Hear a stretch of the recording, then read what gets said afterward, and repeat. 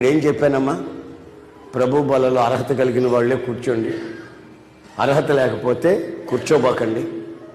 పశ్చాత్తాపడి తీర్మానం చేసుకుంటే ఇక మీట ఆ పనులు చేయకుండా జాగ్రత్త పడండి అని చెప్పాను కదమ్మా. మరి అర్హత లేకుండా దీంట్లో పాలు పొందితే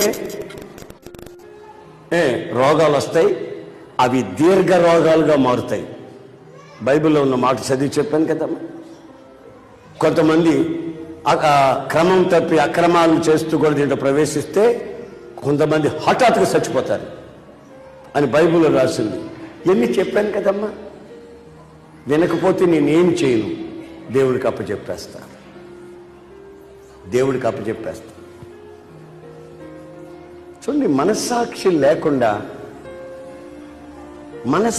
లేకుండా చచ్చిన మనస్సాక్షి, కుళ్ళిన మనస్సాక్షితో కొంతమంది ప్రవర్తించే ఆ ప్రవర్తన పరిశుద్ధాత్ముడు గుర్తించి ఈ రోజున ఈ హెచ్చరికను మీకు ఇస్తున్నాడు.